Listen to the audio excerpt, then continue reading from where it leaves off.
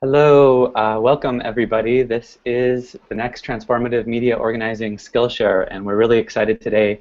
We have an amazing Skillshare for you all on Art Across Borders with Vice to Ice, with lovely folks from Breakout and Congresso. So I'm Sasha with the Transformative Media Organizing Project, and I'm really excited for today. And we're just going to do some quick intros, and then we're going to get into the Skillshare for you all. So why don't we just quickly go, I don't know, like first name alphabetical across the bottom here. So starting with Anna, just say hi, your name and organization. Hey, this is Anna, and I'm with GSA Network Southeast.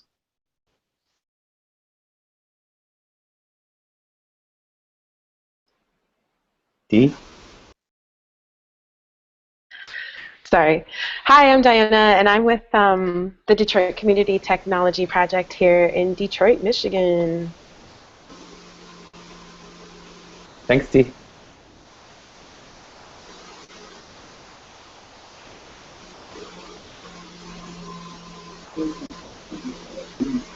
Harlan, say hi. Hi, I'm Harlan Pruden, and I'm with the Northeast Two-Spirit. No, sorry. Goodness. With the twospiritjournal.com, a really cool site. Check it out. Thanks, Harlan. I think Jess, you're next. Hi, I'm Jess with the Solutions Not Punishment Coalition.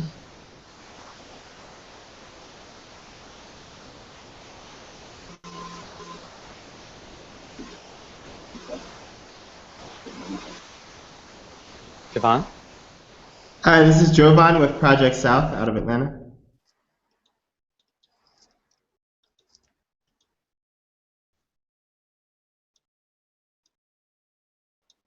Kamisha? Ellen, Miss Janice, and myself, Kamisha, with Knowledge Jenkins Family Center. Anyone else over at Nolly want to say hi? Ellen?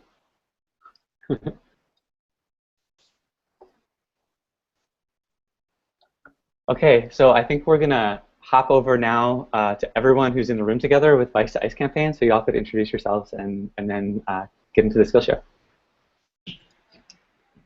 Hi! Hey! Hey, everybody. We got a bunch of people in the same room. I'm Jolene and Fernando with Congresso. What's up, y'all? I'm Jay with Breakout. Hi, I'm Chloe with Congresso. Hi, I'm Shana with Breakout. Anthony with Breakout. Wes with Breakout. And so I guess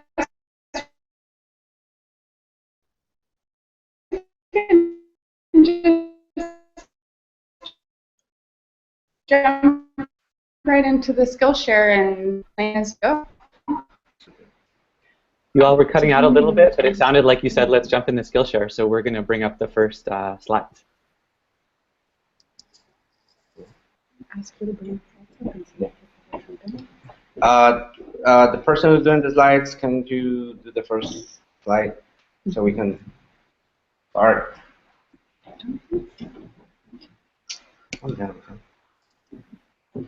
Yeah, we've got it up there. Go for it. Oh, yeah. So how you doing? My name is Fernando. I'm an organizer with the Congreso. And with the Skillshare today is we're trying to explain a little bit of the work that we've done together, Breakout and Congreso, but also separately as independent organizations, and how we've used art as a way to bring people together and also to project our narratives, our own stories. And also how we've been creating spaces to break the language barriers between the two communities, or two memberships that we organize with. So welcome everybody. Thank you for being here, and thank you for Breakout and my colleagues, coworkers, whatever they are. That we put this together. It took a lot of thought, and we pulled it out. So yeah, just to begin with, Congreso, and Wes is going to be explaining what Breakout is about. But Congreso we're actually turning 10 years old this in 2016. Congreso is part of a larger organization called the New Orleans Worker Center for Racial Justice, and we're a project within the organization. And initially, Congreso started organizing with day laborers after Hurricane Katrina, when so many undocumented workers were brought into the city to do reconstruction work. So as it sounds like we're mostly like a labor rights organization, but in reality, we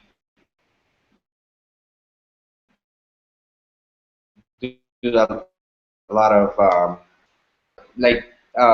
our work intersect with so many levels of, if you want to call it rights, civil rights, labor rights, and human rights, and also like as the organization has been growing and developing, we do a lot of anti-criminalization work and defending our members from the criminal justice system, and really trying to project how immigration is really a brand of the criminal justice system, and how immigration is used to further criminalize and doing double punishment for immigrants especially.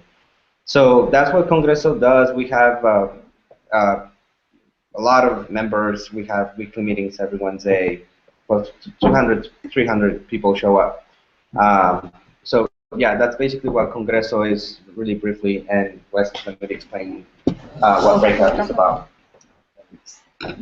So hi, I'm Wes with Breakout. Even though I have my Congreso shirt on today. Breakout is a membership-based organization of LGBTQ youth, mostly youth of color. We started in 2011, largely in response to the Department of Justice coming in to investigate the New Orleans Police Department. Breakout started with 5 founding members.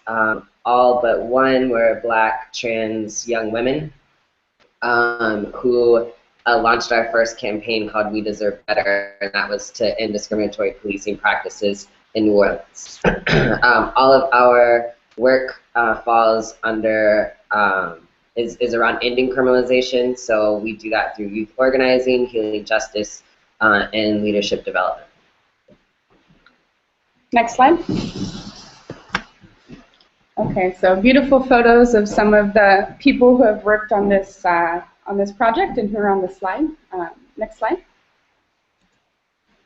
So just to take us through the agenda a little bit, we already did introductions. We will take you through a little bit of the objectives for what we want to accomplish in this Skillshare, tell you a little bit about what our Vice to Ice work is. Also take you through a little bit of the historical inspiration that we gather from some of the roots and culture in New Orleans of different communities coming together across language and cultural barriers that we really use to move our work forward. And then mostly, the bulk of the Skillshare, we really want to take you through examples of how we've done this work in action across languages and across cultural differences, and then look at some case studies or examples, and talk about some lessons learned and really get into the reflection of it. Next slide. So again, really what we want to accomplish in this Skillshare is, through our work together with Breakout, who works with mostly transgender youth of color, and Congreso, who's mostly Spanish-speaking undocumented Latino workers, we've really had to do a lot of work, intentional work, to bring our bases together. As we've realized that we have a lot of the same, our bases have a lot of the same issues with criminalization, it really made sense for us to bring our bases together and share that work. So what we want to really get into today is how we do that, how we use our language barriers and share a movement, build a movement together. Next slide. So what is Vice to Ice? Jolene talked a little bit about that, but basically Vice to Ice started as the name for the relationship between the Congresso and Breakout. and really started just with story circles and people coming together to talk about a shared experience of criminalization in New Orleans. So, like I said earlier, at the time, vice officers, which I think most places have a vice department within your local law enforcement agency, but at the time, vice officers were targeting Black trans young women and profiling people as being involved in the sex trade. So, of course, not just trans people, also gender nonconforming people, people across the LGBT spectrum, and Black women, cisgender women as well. The NOPD was raiding hotels where homeless, queer, and trans youth of color lived, and there was a lot of charging of a infamous statute that people have probably heard about called solicitation of crime. But at the same time, we realized that the police were using ICE as translators. So whenever a Spanish-speaking person was profiled or stopped on the street, even if there's a domestic violence call, the New Orleans Police Department would often call ICE in to do translation. And then there were, of course, huge sweeps and raids, which are still happening, targeting undocumented people in New Orleans. Next slide. So from there, Vice to ICE grew into more of an intentional kind of area of work or campaign for the two organizations. So sort of started as us, like I said, coming together, just talking about a shared experience of criminalization in New Orleans, and kind of showing up for one another whenever we could. And so, you know, if that was at an action or at city council or something like that, and it since has grown into a more intentional, like, shared strategy around criminalization, and a way in which we, both organizations now look at our work a little bit differently, I think. So we're able to, immigration enforcement is part of a larger criminal justice system, and all of these policies are particularly around profiling, targeting, removing people who are deemed unwelcome in communities, and doing that through incarceration, even push out of schools, deportation, and we kind of can come together around the one sort of shared value or vision of just being able to walk down the street without fear in our own cities. Next slide. So part of our work for this year, like I said, we're moving into doing a more intentional kind of, having a relationship that's more intentional and sort of building together rather than just, I mean, showing up for one another is important, but also moving together as a more cohesive unit with shared strategies is also important. And so in that vein, this year we're going to be releasing a Vice to ICE toolkit. When we travel, we often have people ask us questions about how we do this work together. And I think for us, we had always just kind of thought, well, we just invite people to be in the same room together and people have conversations and then magic happens. But then we realized that actually there are a few things that we've been able to do and things that we've learned along the way. So throughout this, if people would use the chat or tweet your ideas and feedback around what would be useful in that toolkit, then, or things that you all want to contribute to the toolkit, that would be awesome. So we invite you all to do that. Our hashtag Vice to ICE, not one more, and any hashtags that you all are also using as your organization, so we can build off of that as well. Next slide. Historical inspiration. Breakout and Congresso gained inspiration from the history of Mardi Gras Indians. Coming together despite cultural differences in response to white supremacy, colonialism, and slavery. By centering the survival and the resilience of directly impacted communities, we have found that it's easy to bring base of communities together, even across differences. Next slide, please.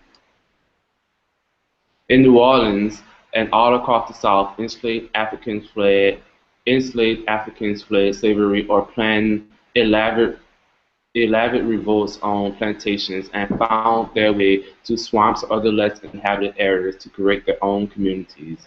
Often it was indigenous people, American Indians, another oppressed community who was also facing genocide by the same white colonialists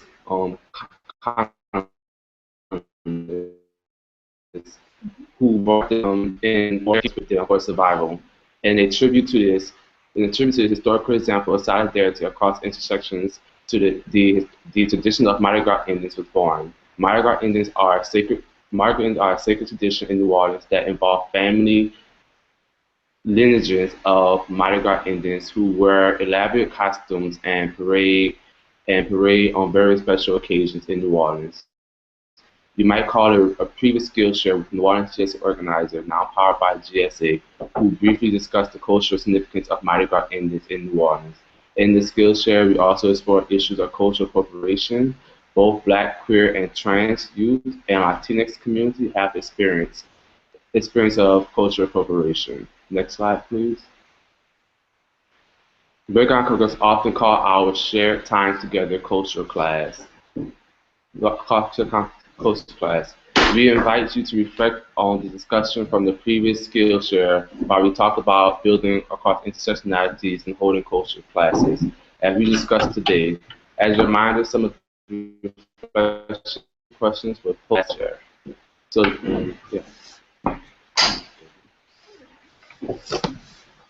Next slide. So we're going to go through some examples of what we call Vice to Ice in action. So these are just some of the things that we are going to talk about in the next few minutes. Next slide.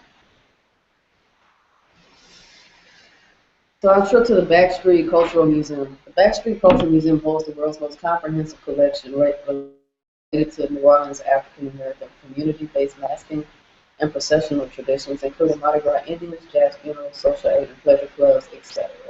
We chose Backstreet Cultural Museum because it's also in the same area where a lot of the free people of color got together and organized it as well.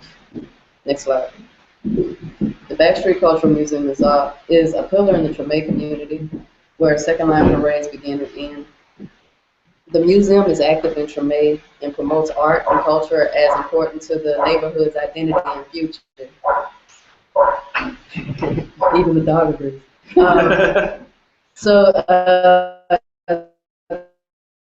Treme is the oldest people in America, and so the culture and tradition runs deep in the neighborhood of Treme, and that is indeed where the second line parades begin.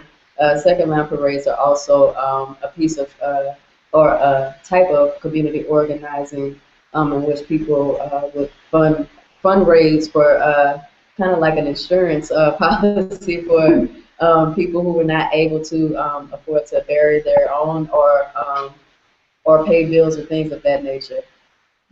Next slide. Breakout and Congresso took a trip to the Backstreet Cultural Museum to talk about how we can learn from historical examples of resistance and solidarity across the first communities in the South. Afterwards, we had a picnic in the park and learned from Breakout members, a Breakout member whose family was tied to the tradition, as well as from Congresso members about traditions in their birth country. So, that's good. Oh, yeah. Vice to Ice in action. Visual art puppet making. So Breakout and Congresso have both makers which can be able to communicate across language barriers and communicate with a wider audience through art activism. Puppet making can also be a way to learn new skills together. We work with the Arts Collective in New Orleans to make puppets. In the picture you see one of our Breakout members holding up a fist puppet that was created in the Breakout space with Breakout members and community organizers and leaders. And also in the other picture you see a puppet with Congresso members in front, and so that puppet was made by Congresso members. Next slide.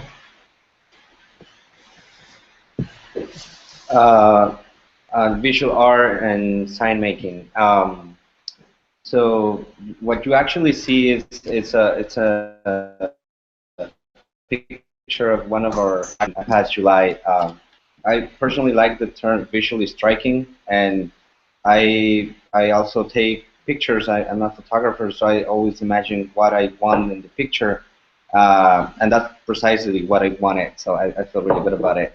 But just like thinking about, you know, what are the ways visual art a visual expression is not just a nice or pretty sign, but also how people blend into the whole picture, bringing people together, color, shapes, and the message. So also through this process of the developing the art, you have to develop your message. So it's also a really good process bringing people together and develop a message that really reflects the interest and the realities of the community, not only the realities but not our aspirations. Next slide, please. So music, dance, and twerk-offs have also been a way that Breakout has directed with us. And both of those being ways that are related directly to our cultures and experiences. The way that we express ourselves through dance and music has been a way that has allowed us to, for members to connect in both organizations. And of course, also be able to teach us cool new moves. Next slide. You got the moves.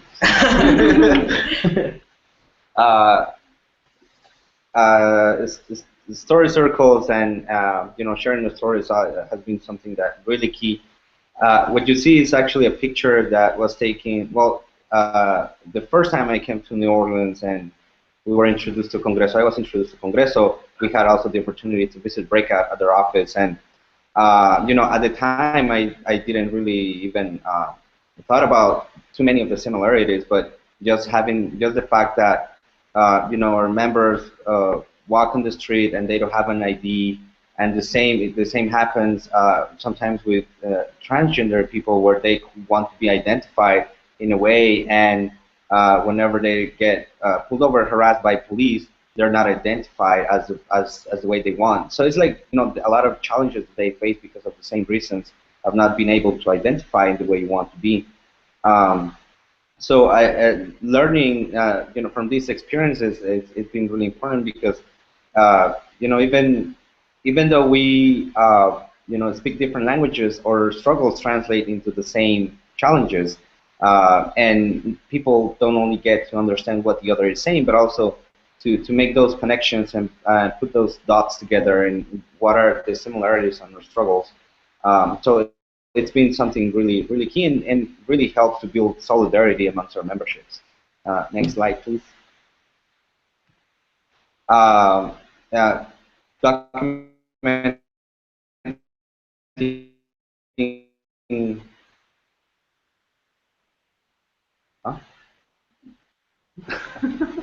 documenting our stories. Sorry, there was like something going on here. We definitely believe that we have to document not only our victories, but also what's happening in our community. I think documentation has been key for our organizing for so many reasons.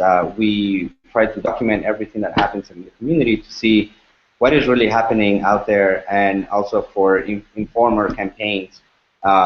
Whenever we're trying to, like, just an example, there were so many raids happening in the community, and we're documenting every single one of them.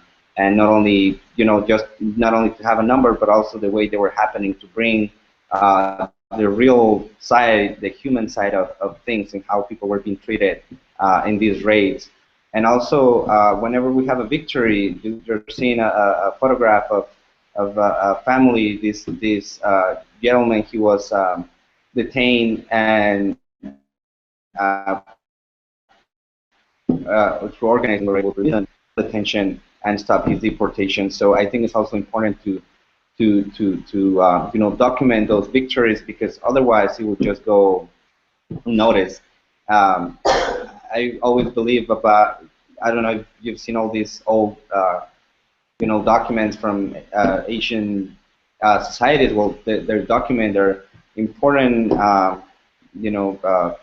events. So I believe that we also have a responsibility, and I also firmly believe that those people documenting our stories should be people from our community, because they do understand the struggle, and they have a clear vision, and not just having a good picture, but also something that speaks to your audience. Next slide, please. Can we have the next slide, please?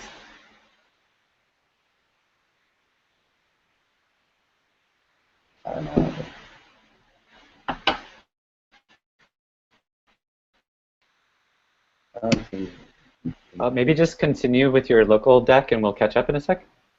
Okay. So the next one is we're gonna do some case studies of a few times where Congreso and Breakout have worked together.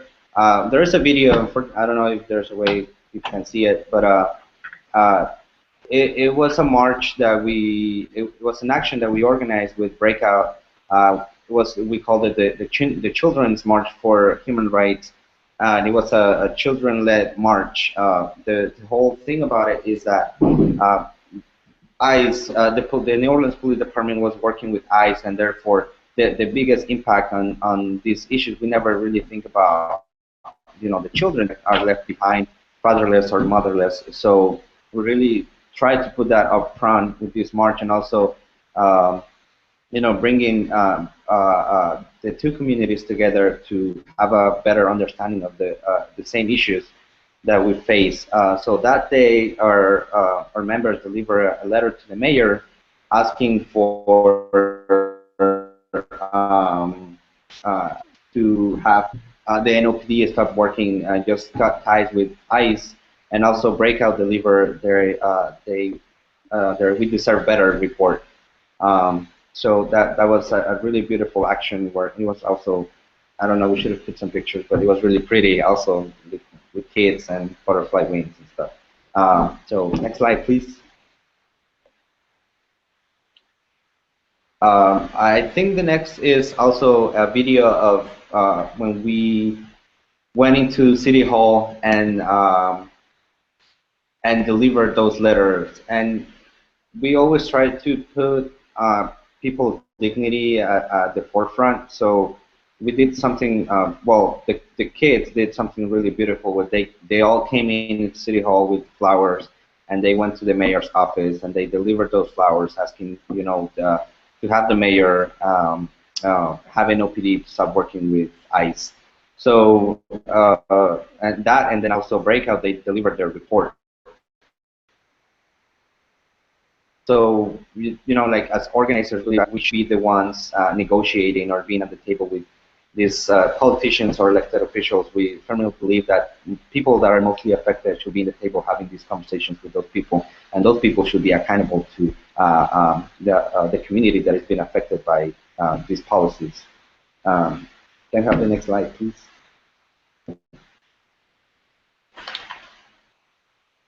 On also Action Solidarity, you see Jolene and Chloe just laying down. I don't know why. No, but it was an action led by Breakout, and just we always try to stay in touch with each other. They come whenever they have an action. They come to our membership meeting on Wednesday. They present in front of the membership, and we all agree if we want to support or not. We always do. So there's no disagreement. But so it's been through all these different actions that it's really cool when people come and tell you like, oh, I never realized that it doesn't matter if you're a citizen, you're still harassed by the police, or even Breakout members like, oh, I didn't know, like went to Congreso meeting and there were black people but they didn't speak English. So just like building those connections with the two communities and learning from each other. Through not only like story circles, but also going into action. And we have the next slide, please. And then there's another video of personally one of the most beautiful actions that we've been able to organize.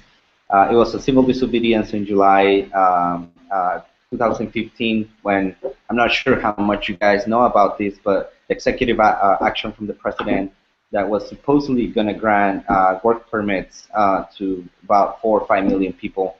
It was being challenged in court. So it got the Fifth Circuit, which is here in New Orleans, and we organized an action that people were really focused on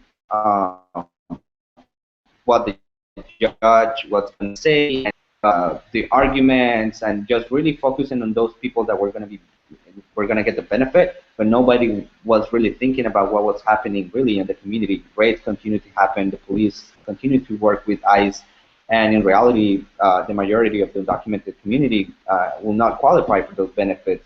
So we tried to highlight that through this action, but also it was really cool to have Breakout members, because we had, people were out there in the sun for like 4 hours. So we needed to have a support team for really keep our members hydrated and not pass out in the middle of the street.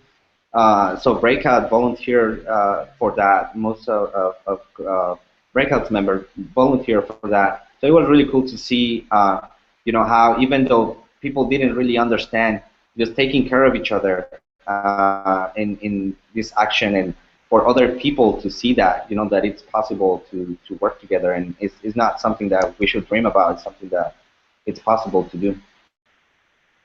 Can we have the next slide, please?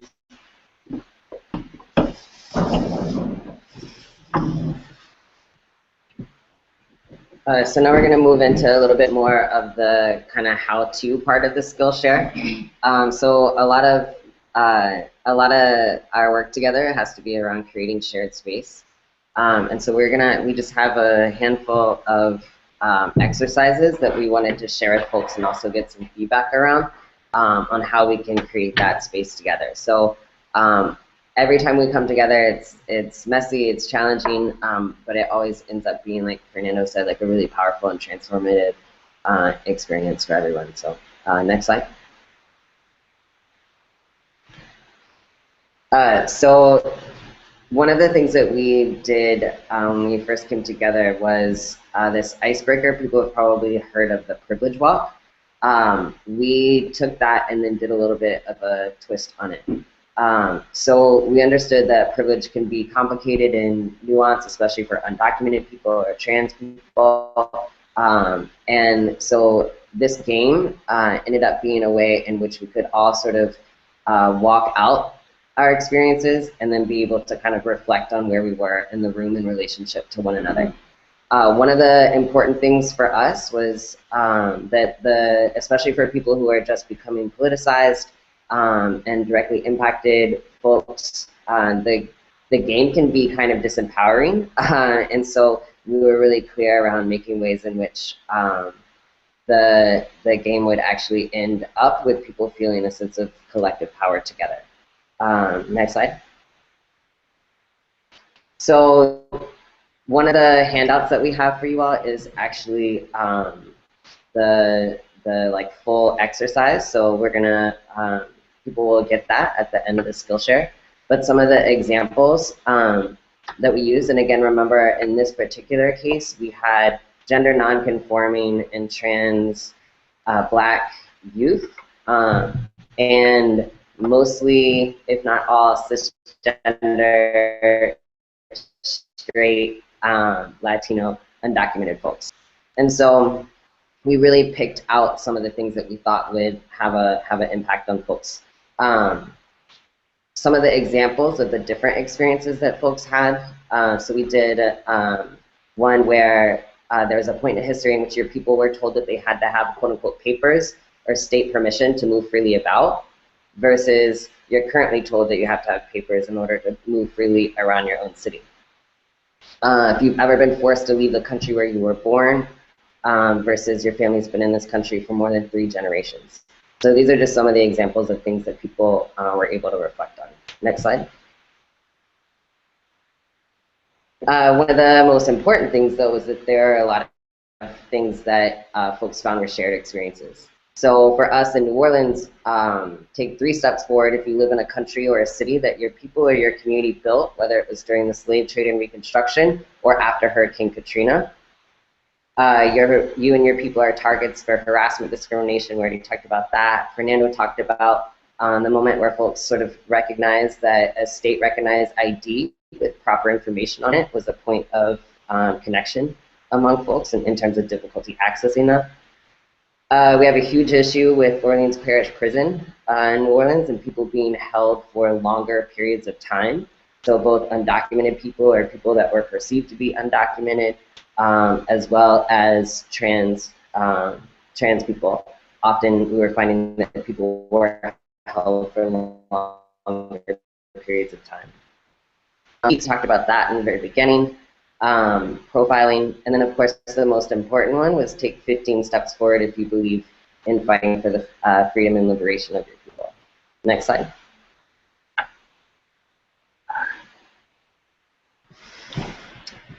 So some of the things that we learned that we have more in common than we thought, that while it's important to recognize privilege and where differences exist, it's equally as important not to wreck, and our liberation is tied. So if folks could chat in ideas or tweet ideas for a new name for that, for when we put it in the toolkit, that would be helpful.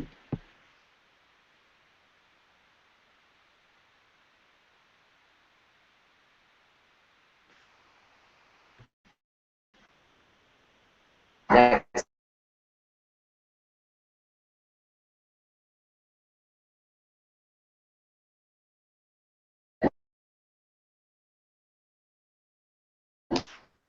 You guys are cutting out a little bit. While we get our folks back online here, I'm just going to read out a question. Wait for the language justice. Oh, okay. And language justice. Sorry for the technical difficulties, y'all.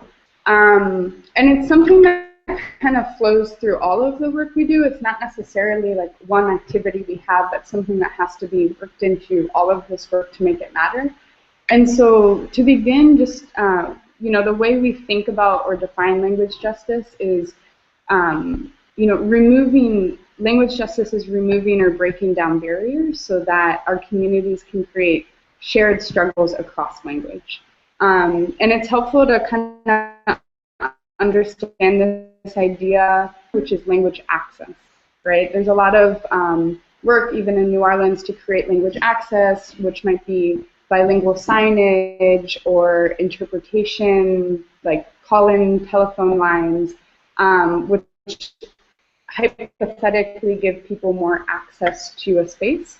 But we're really talking about how we can build struggles across language. We always try to begin by being very intentional of how we bring language justice into the space, and then following up by making that part of our everyday practice. So just a few examples of how we do it. I think some of these we're talking about, but just to like kind of focus on the nuances of where language justice comes in. One is story circles. I think to me, story circles are one of the foundations for doing this work.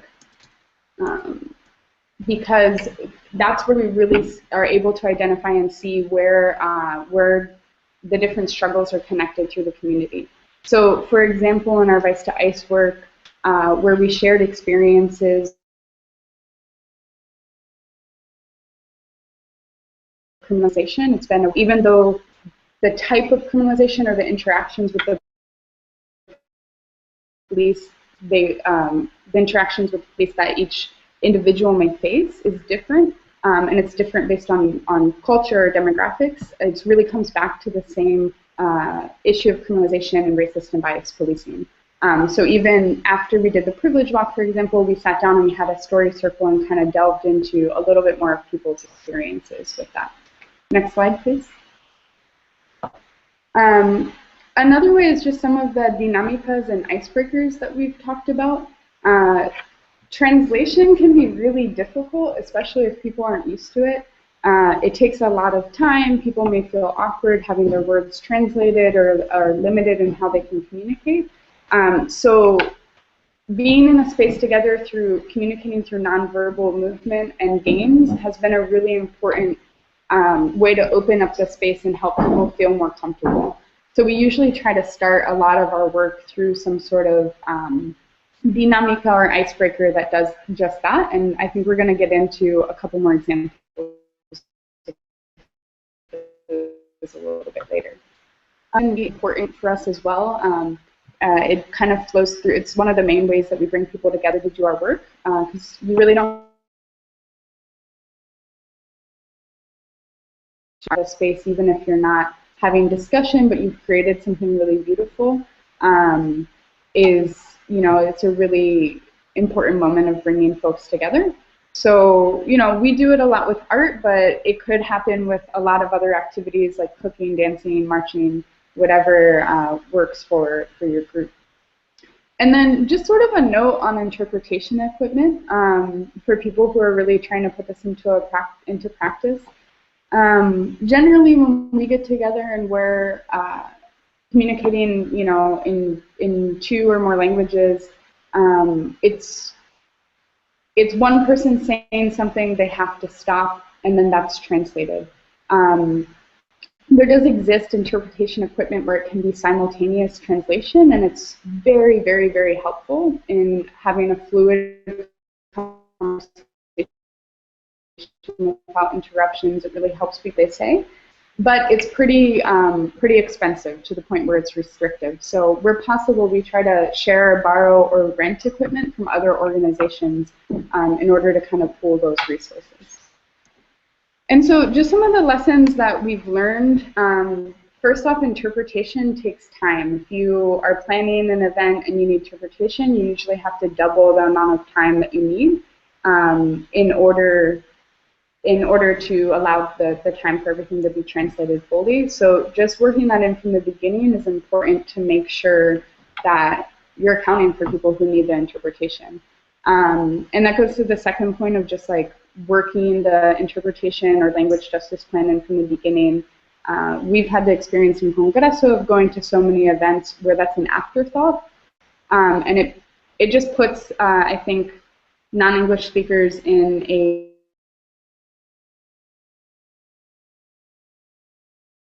awkward position for them being included from the beginning. I always say think about what you want the room to look like too, because it's another time we've been in spaces where, for lack of planning, all non-English speakers get, or if it's, you know, the opposite where you're English and you need Spanish translation, get put into one corner of the room. And so that can be okay if that's what you need to do, but it also can be a little bit awkward if you have, you know, like all the people of color in one corner. And then one of the things that Wes brought up in some of the reflections from Breakout is if you are an English speaker and you've never been in the situation where you need translation, you can't communicate fluidly, put yourself in that space where you need the translation. I know for a lot of the Breakout members, when they've come to our Congresso meetings and they're all in Spanish and they're the ones who have to be stopped and interrupted so that translation can happen, it's kind of it's been a good moment for people to realize what it's like on the flip sides of things of always fighting to be able to have your voice in each space. Next slide.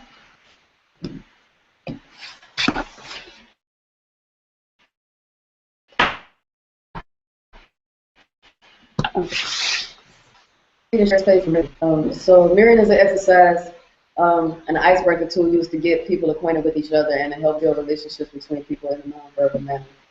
In several Congresso meetings, Breakout members have gone to the meetings and made a presentation and have used mirroring as an icebreaker tool to kind of get people active and also to get people to build community.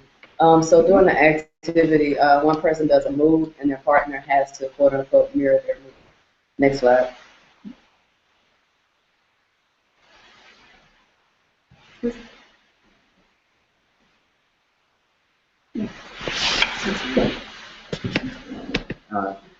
Can we go to the next slide? I don't know if it's frozen again, but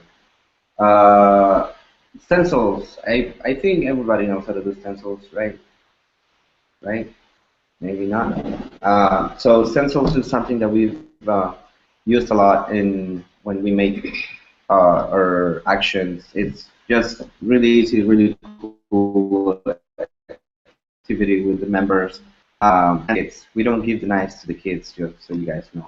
Don't trip about it. But so it's a really cool thing to have. Just basically, you know how it works. You have your stencil, you cut it, and then you mass produce, you know, whatever number you want of your signs.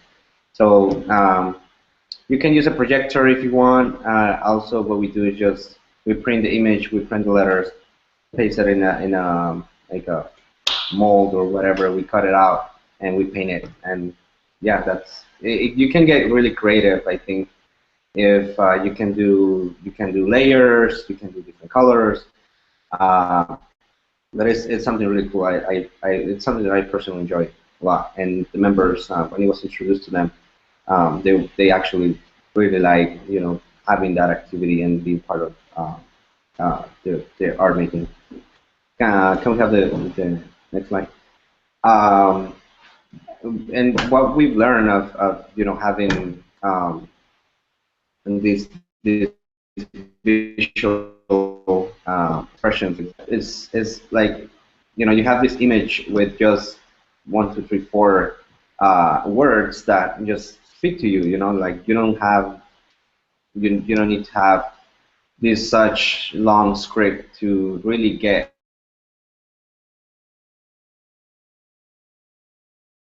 what these people are trying to tell. Also I think the process of developing the art and the process of making the art, it's a healing process. It's like what's the word? Therapeutic.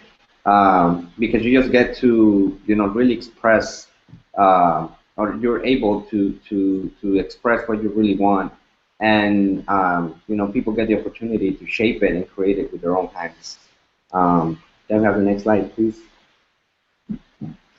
And developing our own messaging and documenting or struggles, like I was saying earlier, I think is a really key part of the work, and what really organizing is about. And when we think about developing work, for instance, on that stencil, when the executive action happened, part of it was supposed to just, like I said, benefit 5 million people, give working permits. But then also they came up with an enforcement memorandum that will actually target the people that were not included into this program. So in a way, you were trying to reflect how that program, the enforcement program, was being enforced, but also the DAPA program, which was going to help people get working permits, was being denied to people. So we always try to bring, people don't always agree with our messaging. I remember in that action there was this lady taking away our signs from our members because she just didn't like the messaging. But we always try to put at the front and bring people that are mostly affected and reflect that on our messaging and everything that we do. Can we have the next slide, please? And I think what I've learned is just more pictures like this where people embrace what they do, and also how the art that they are holding represents them. And like I was saying, just looking at the whole picture, the faces of those people that are being affected by these policies, by the struggle, by racism, and having them blend together with shapes and explanation. Just by looking at them, you can understand what people are about. Next slide, please. And that's.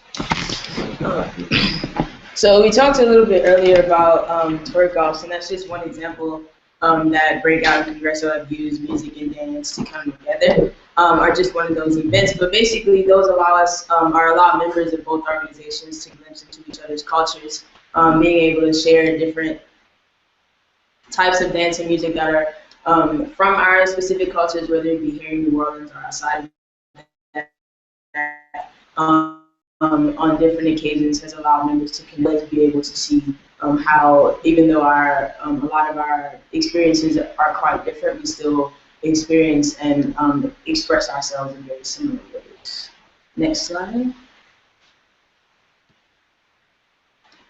So we've learned that our members have been better able to connect with each other, and also able to identify intersections of our very different experiences. And also that art, music, and dance have allowed us to break down barriers that Jolene brought out earlier, such as language.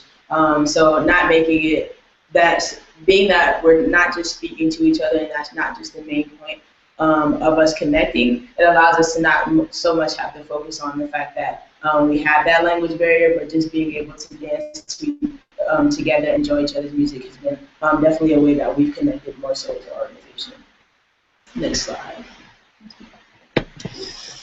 So that's kind of most, I guess, those are the majority of the ways in which we've kind of come together over the past few years and done this work. To hear any reflections from you all, of course, if you have questions, but specifically, we'd really love to hear how folks watching and participating out there have used or seen art used to bring bases together, and what work you all have done to build across language barriers.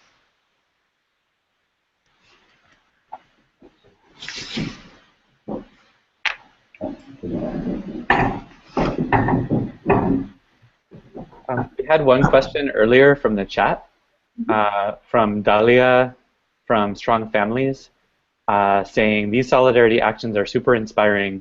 I'm wondering if either Breakout or Congresso did political education separately, building up to doing actions together. And if so, what kinds of workshops or themes worked best for your members to build those intersections? So thanks, Dahlia. Yeah. Does anybody want to take a stab at that?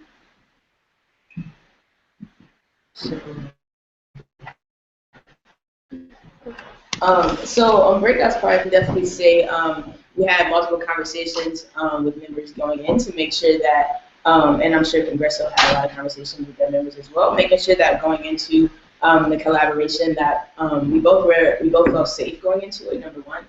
So building in communities such as ours, it's always important to make sure that that space is open and that going into it, both sides feel safe, as well as holding those hard conversations that we just might have to have, such as what it's like to be in a space like Jolene said earlier, when you have to wait for translation, and just kind of going through those things so that it's not as much as a culture shock when we are in the same spaces. I think has helped our members on both sides be able to feel more comfortable when we do actually meet and have to do work together. Mm-hmm.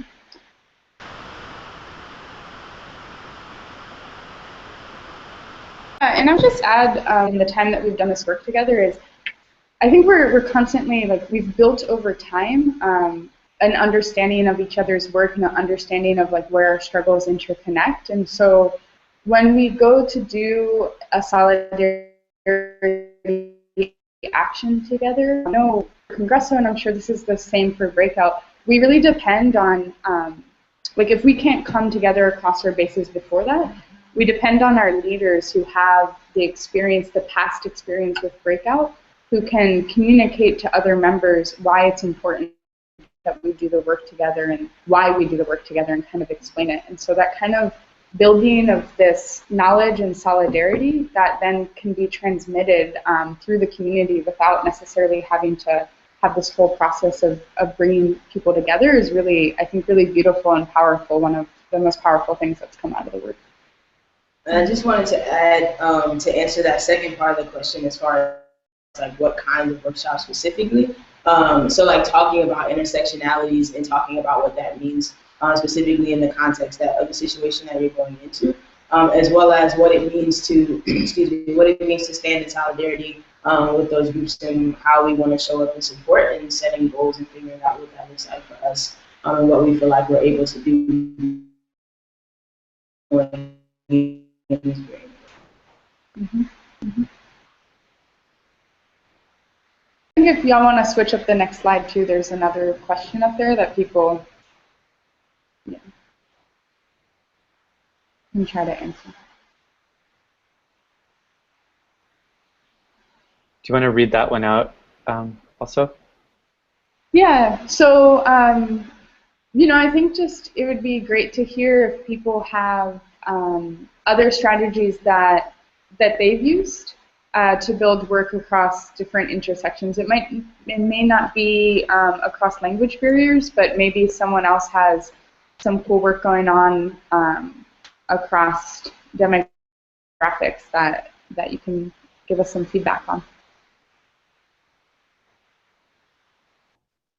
Yeah, so Project South is part of the Southern Movement Assembly, and we So there are some, I think the biggest thing for us is we get on regular calls, and we've managed to start getting on calls weekly with partners who are spread across like different geographic areas and across movement front lines. So we're working on a whole bunch of different things. And we've kind of just come to the understanding that we won't come to like political agreement on everything. But as long as we're in regular communication, and for us that looks like literally being on a call every Monday that everyone just knows is going to happen, it helps us kind of just build that communal trust so that when things do come up, we're all ready to kind of act together and know each other in a way that's not just when, you know, issues hit the fan. It's really like building that trust over time. Yeah. This is Kamisha from Knollys. Just thinking about how we have used art has been kind of increasing since last year.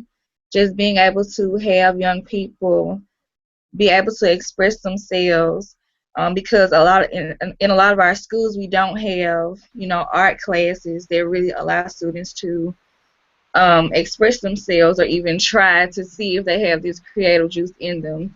So last year, our first project, we did a mural installation with young people, and it was a 6-piece installation on canvas panels, and we focused, each panel had a different theme.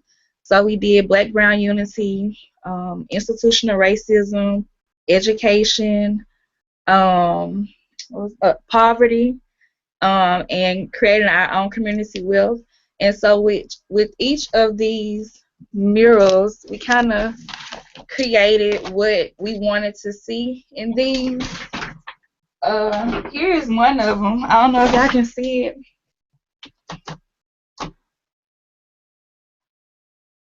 But this one was around community wealth and what we wanted our communities to look like, even though now poverty, but we didn't want to focus on the issue as much as young people. What do we see as the solutions to these issues that we are facing within our communities? So that's one way that the young people really got involved. You know, we had so many young people to say, well, I don't know how to draw, and I don't know how to do this, and I don't know how to paint. But along the process, those tools and skills began to grow within them, and it really brought us together and created a love for art within our young people. And also, we've been involved in a C3 project, which is Creative Community Conversation, which is housed in Jackson, Mississippi at the Museum of Art. And the purpose of it is to get community people involved in how our community looks and what we would like it to look like. So that has been very instrumental in just bringing people together from across Mississippi to talk about what are the issues that we're facing. And okay, these are the issues, and there's so many bad statistics that are attached to Mississippi. What is our vision, and how do we see it changing, and how can we use art to do that? So I think, you know, here at Knollys, we're definitely looking at art playing a bigger part in our work and just using it to bring communities together, because in the past that has not been a part of, or a big part of, our culture. So definitely.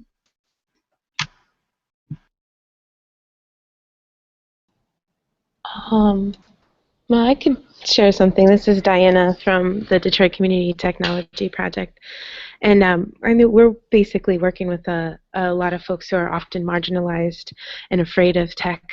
And so one of the big things that we do to get people comfortable and to demystify it is to throw these things called discotheques, which are these it's like almost like a science fair where people are going around working with people doing little projects. And learning tech that way. So I think for us, it's about having creativity within the learning process, so that people aren't so freaked out and they can approach it and start to use, individualize their learning through creativity. So that's some ways in which we use creativity in getting people on board with technology.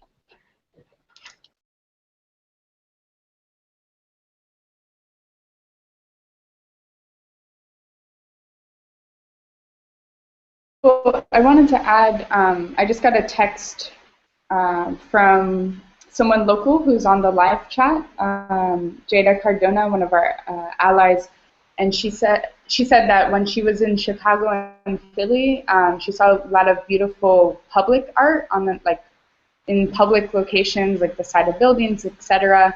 And it was pretty moving and can also be effective in strategic locations, kind of similar to what the Mardi Gras Indians have done here in New Orleans with the paintings under the Claiborne. We have a highway that cuts right through the city, and they've done murals all the way through the pillars that support the powerful way that shared message.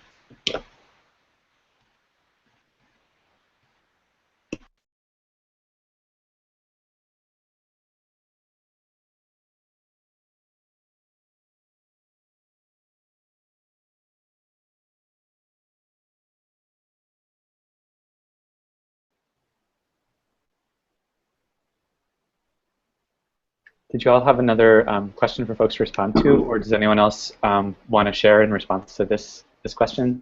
Yeah, well, I was just going to share one last thing. I think sometimes, particularly when we think of art or creative strategies, at least for me, what's been helpful is just to try to figure out what skills are in the community and what folks like to do. So whether that looks like hosting a dinner at someone's house with you know, creative foods, or having an art night where folks just come together to paint. Sometimes putting the issues kind of to the side a little bit and building community just with what folks love to do and what the skills are in the community. Just to get folks from different places in the same room, kind of interacting and getting to know each other in that way.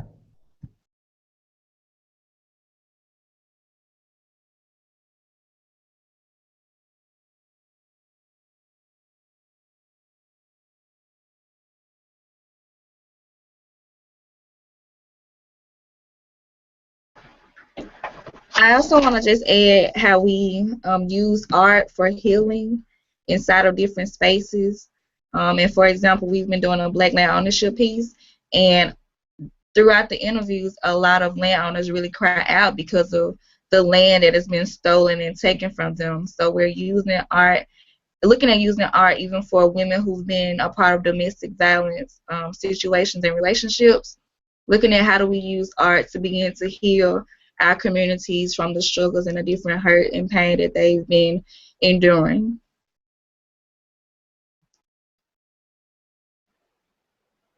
Thanks, Kami. So we also have a comment from Dahlia, who's been following along, who says about building across language difference. The domestic worker organizing with Spanish and Tagalog-speaking members, being in nature and outside has helped connect people to each other and the environment when that's possible. Also, offering a space or an icebreaker for people to share about a dish or food that was important in their childhood or growing up has been a good way to get members connected when foods are similar, or to learn about other people's cultures and eating. Food is good. This is Harlan. One of the things that I'm working on right now is in Vancouver, British Columbia, Canada, there is a talking stick festival, and it's a performance. Obviously, it's performance and art.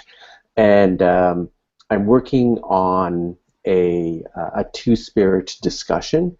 And so what I'm doing is providing a social historical view of who we are as two-spirit people. Then I'm doing a moderated panel discussion with Native and/or two-spirit identified artists. We're basically looking at the intersection, a conversation around the intersection between one's identity, however they use that, and how does that play out or influence or impact their performance or art or techne, which is really, really exciting. But it's also a part of my activism also is I'm actually partnering with a professor at the University of British Columbia who is Cree. I'm Cree also, and they are a teacher or a professor within the geology department. And we're going to actually co-present and develop both of us. She is straight identified and Native, and I'm two-spirit identified. and Native also. And what we're going to do is to look at the intersectionality between geography and the Two-Spirit identity. And that's taking creativity, because like most people wouldn't think that that is a natural fit, but how do we make those discussions and how do we find that? And also it is really kind of cool that I think that for this conversation, I know that, I don't know if it's happened before, but I know that having two Cree people presenting and talking about that is like the first of its kind. And so it's like taking the conversation of Two-Spirit and broadening it and making it more more pervasive within the discussions in areas and focuses that are currently, you wouldn't think, like geology and Two-Spirit. What's that about, right?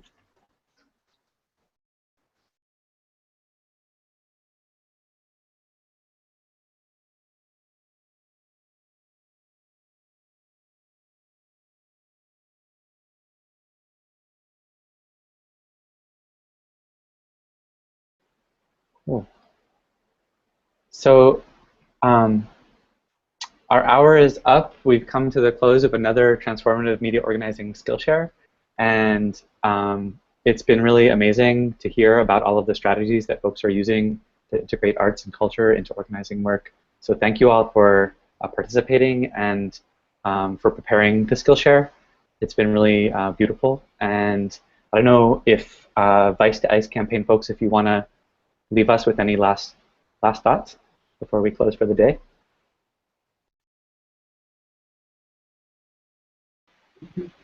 You